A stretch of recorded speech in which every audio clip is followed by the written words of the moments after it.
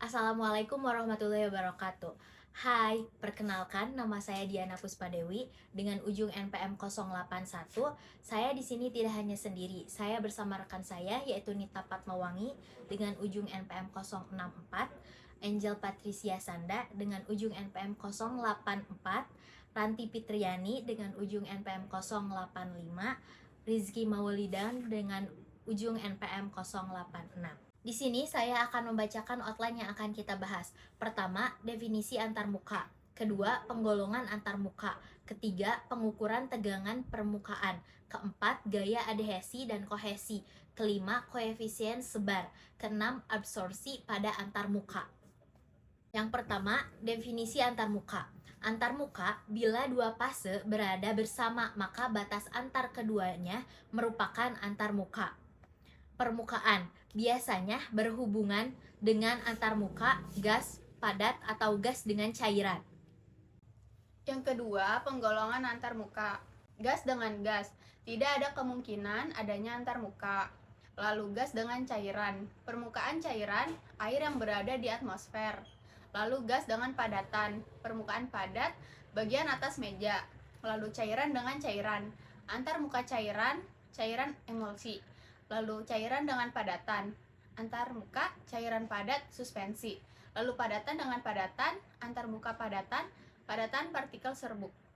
Yang ketiga, pengukuran tegangan permukaan. Pertama, kenaikan pipa kapiler. Metode ini berdasarkan pada pengukuran tinggi cairan yang naik dalam kapiler. Kemudian, syarat penggunaan metode ini, diameter bejana luar harus lebih besar dari diameter pipa kapiler. Lalu, diameter pipa kapiler harus seragam dan penampang harus bundar. Lalu, sebelum pengukuran, dinding pipa kapiler harus basah dan pengontrolan suhu. Yang kedua yaitu ada tensiometer Dunoy. Prinsip yang digunakan yaitu gaya yang diperlukan untuk menarik cincin kawat platina yang dicelupkan pada permukaan atau antarmuka berbanding lurus dengan tegangan permukaan atau antarmuka.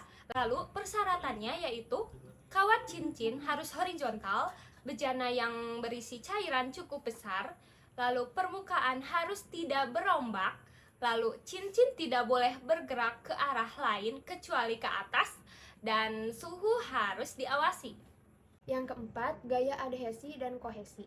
Gaya adhesi adalah gaya tarik-menarik antara molekul yang berbeda, sedangkan gaya kohesi adalah gaya tarik-menarik antara molekul sejenis.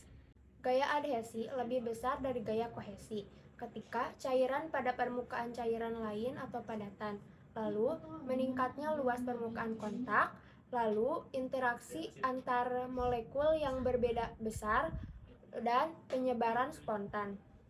Gaya kohesi lebih besar dari gaya adhesi ketika cairan pada permukaan cairan lain atau padatan, lalu bentuk lensa, lalu memperkecil luas kontak, dan pemisahan pasif. Kemudian yang kelima, koefisien sebar.